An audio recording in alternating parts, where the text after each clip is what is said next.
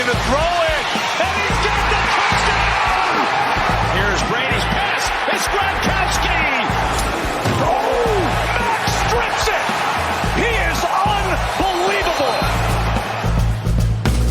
Another week of the Tabor Gridiron Podcast is here. Thanks for joining us. Don't forget to like us, follow us wherever you get your podcasts. Share us. That's the best for us. Appreciate it. You can comment on the Podbean app or send us an email anytime, taborgridiron@gmail.com. I'm here with Isaac once again. Yes. And the season is just rapidly coming to an end. I know. Getting ready for playoffs. We've still got a couple more weeks.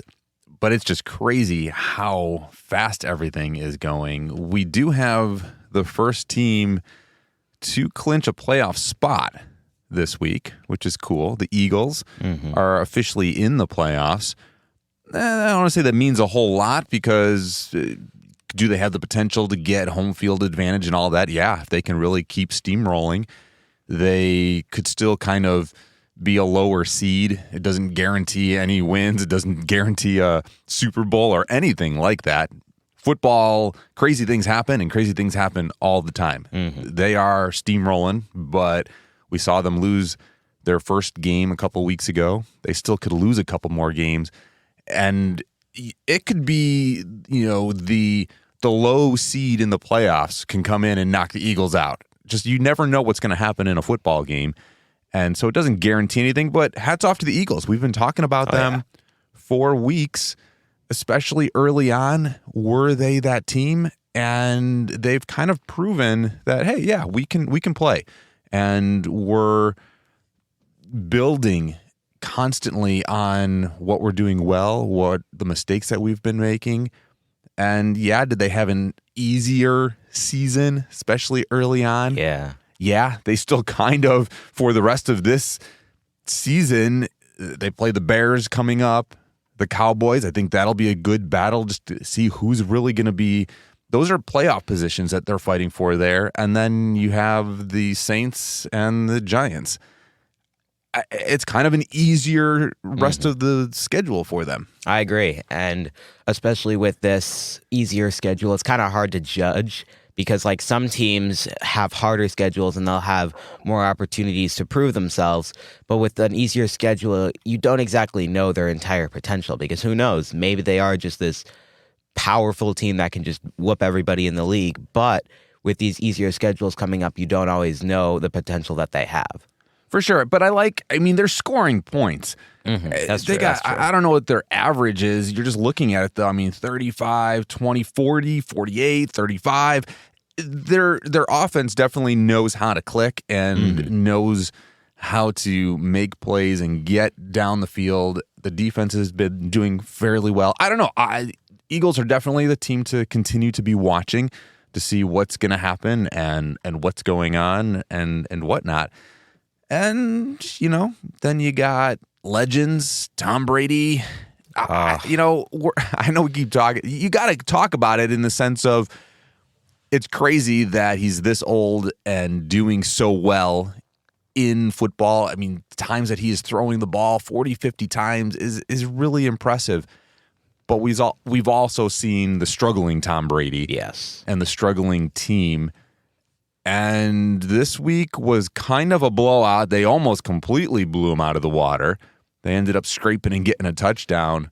But 49ers were pretty impressive with their new quarterback. They were very impressive with their new quarterback. Brock Purdy just exploded last game with 185 yards, 2 touchdowns, and one that he actually ran in and was just dominating the Buccaneers. And I was just in so much shock. In fact, they were dominating them so much that they literally switched the game to the Seahawks and Panthers game in the third quarter. And I was like, well, that's kind of saying something right there. I think I remember them saying, we're going to switch from Tom Brady being blown out to a more competitive game.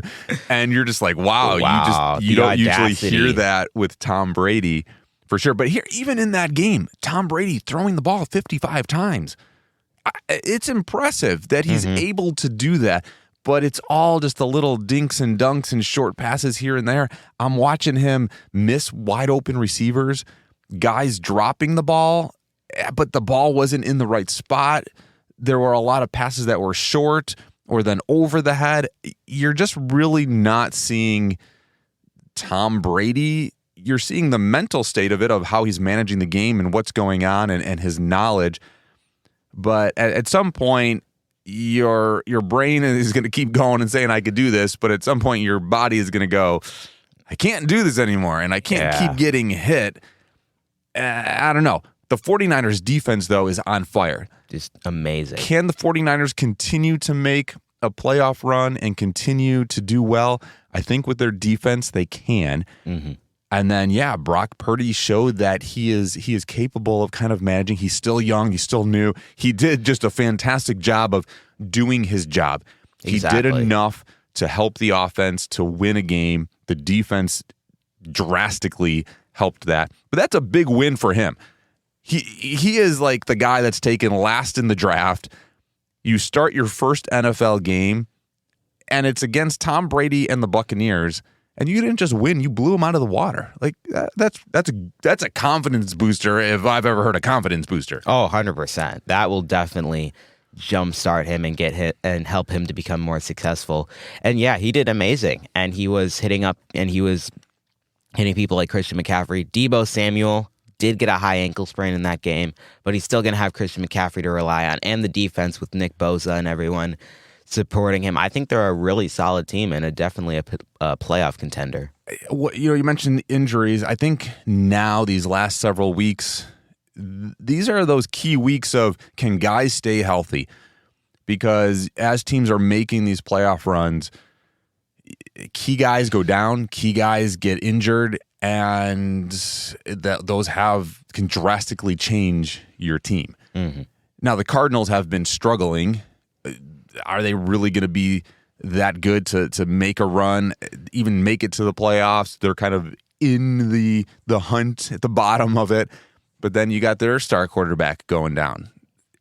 You got Garoppolo, who's been out for a couple weeks now, but then hopefully the 49ers got somebody that can help them. But I think that these key injuries, whether it's receivers and running backs, and especially your quarterback, can these guys stay healthy to make the run? And I'm not a big fan of like resting your players, like, oh, we made it to the playoffs and so we can rest guys. No, like, fight for home field advantage. Fight to have that top record. And sometimes I feel like the teams that have those bye weeks and have those rests in the playoffs don't come back and play as well as the teams that are just playing all the time. Like, especially that last week of football when so many teams kind of rest their players, but then the teams that have to battle and have to win to get into the playoffs seem to keep that momentum. Mm-hmm. I totally agree. And it's definitely, you can see in progression on teams that have that more. And I think it's just in the term of just, they need the experience and the exercise, just getting that fluid motion of playing the game. That will definitely carry over into the playoffs, rather than if they have a bye week, then they're kind of just settling all down and then they are not having that momentum to keep going. The Raiders, I watched the Raiders in the Rams game. And that was different. That was crazy, dude, because the Raiders in so many games this year, so many games, I don't want to say have dominated. I don't know that that's necessarily the word, but they've done well early on in the games, and they have these leads, and then they kind of just fall apart and they're not playing 4 quarters of football, and you're just like, what's going on? I mean, we're watching that game. You almost wanted to shut it off because it's like 16-3. You're just like, all right, Raiders won, great. And then you blink, and lo and behold, first of all, Baker Mayfield on the Rams. Oh, that is just a little weird. Like, seeing him in the Rams uniform, you're just kind of like, wait, what? This is messing with my brain a little bit. Yeah. And Baker came to play and ends up rallying in the fourth quarter. Like 3-4 minutes left in the game, they get 2 touchdowns. It was thrilling. It was exciting. And Baker Mayfield, for being on a team for like less than 48 hours, just really came to play. And we saw a different side of Baker Mayfield. He was accurate. He was throwing the ball really well. And I like that they just kind of trusted him and said, hey, go play some football. Is he an elite, amazing quarterback? No. Does he have a lot of potential? Yeah, there's good things with Baker Mayfield. Mm-hmm. And the Rams might just be the fit that he needs. I think so, because early on in the season, and even this could go like a week plus back, the Rams were struggling. They were not doing well. Even the Saints beat them, which I kind of got excited about, but that even just goes to show how they were just really struggling and they were not having that chemistry because Matthew Stafford was out, and that was a really hard loss for them, and they didn't have that chemistry that they had before. But now that they have Baker Mayfield, who's a younger but more of a veteran quarterback, he's able to kind of make that progression and bring the team together. And the Rams have a very solid team. They have Aaron Donald, they have Von Miller, they have Jalen Ramsey. They have a bunch of really solid players to make up a team, and they just needed someone to lead that. Yeah, and I think changing some things up and getting your team to rally around you is important. And right now, Baker is giving them that spark. Again, are the Rams going to be this team to reckon with? No. Are they even going to make the playoffs? Probably not. But stranger things have happened. Mm-hmm. What is crazy with the playoffs and these games that are leading up to it right now is that you got guys that are going to make the playoffs that just don't have great records. I mean, at this point right now, the Buccaneers most likely are going to make the playoffs just because their whole division, isn't it wild just how a whole division could be bad? Mm-hmm. You got the Buccaneers, the Panthers, the Falcons, and the Saints all doing just bad. I mean, the Buccaneers are the top with only winning 6 games. Like, isn't that crazy? That is crazy. And I mean, obviously, then you got the NFC North with the Vikings, Lions, Packers, and Bears. The Vikings doing just amazing with 10 games. But then there's those divisions. You got the Eagles at 12 games, Cowboys at 10, Commanders at 7, Giants at 7. Things are, Bills, Dolphins, Patriots, Jets. Those are all, 10, 8, 7, and 7. You got it's really wild seeing the different divisions that are doing really well. Mm-hmm. AFC South, Titans, Jaguars, Colts, Texans. Okay, Texans 1-11. Sorry, guys. Broncos 3-10. The Bears, all 3 of those guys, they're eliminated from the playoffs, like already. Like there's no hope for them. Now that doesn't mean, okay, hey, we're out. Don't play football. No, I think that the Bears, they're playing the Eagles this week. They need to still come out and show what they're capable of doing. Coaches able to see players that are really wanting to play and playing well and evaluating. Like, you're fighting for your jobs, you're fighting for your team, and I think that these teams that are eliminated still need to fight, and they still need to play football and bring their A game every week. Oh, 100%. I think that's one of the most essential parts of being a football player, if you're not making the playoffs to just say, oh, well, I guess we'll get them next year and just kind of give up. That's what shows to people that you really have the drive and you really want to work for it if you're working for it even when you know you're not going to succeed. What else you got for me, man? The Chargers and the Dolphins game. This one was entertaining on multiple levels. Now, first off, yes, the Chargers did win. Justin Herbert did very well through the whole game, and he even acknowledged that in the press conference. With 367 passing yards, he was just on fire, and he was playing like the Justin Herbert we were seeing, but he didn't blow out in the end, and I was just like, that's awesome to see. Mike Williams did really well with a solid 100 yards, and the Dolphins, I mean, early in the season, they were just on fire. Like, we thought we were like, whoa, what's going on with the Dolphins? But now they're starting to kind of slow down. Like, Tua wasn't having any consistency, and both of the touchdowns were scored by Tyreek Hill. One was a really nice 60-yard score. I mean, I'm not going to deny that. The other one was kind of just a freak accident when the play was supposed to be for Jeff Wilson, and he was running. He fumbles it. Tyreek Hill picks it up and just books it to the end zone. And that got me hyped in the game. Like that, I was almost kind of drifting away, but then as soon as I saw that, I'm like, wow, that got my attention back. That is one of the highlights to look up. I'd encourage you to look it up because it was a freak play. It was crazy. Like, of all people, Tyreek Hill being able to pick up the ball. You got one of the fastest guys in the league, and you thought for sure the Chargers are going to get the ball, the Dolphins fumble, and the ball just kind of like pops out. And all of a sudden, like Tyreek's there. He's just like, oh, hey, cool. Hello there. And just takes off. And of course, nobody can catch him. And all of a sudden, it's a touchdown. It's just definitely one of those crazy plays that don't happen all the time. And it was fun. If you're able to watch it, look it up. That is really cool. I really like you said, Justin Herbert played a really solid game. Now, Tua, everybody was talking about how he's got such these great, some of the best stats in the NFL, the best passer rating, and he's very consistent and whatnot. He did struggle, and he struggled a lot. And I think, again, every week is different, but the Chargers really put some pressure on him, and the Chargers defense is kind of makeshifted right now. A lot of injuries, a lot of key guys out, and they did really well. And it's just super cool to see quarterbacks, 51 times throwing the ball. You had, again, Tom Brady earlier throwing it 55 times.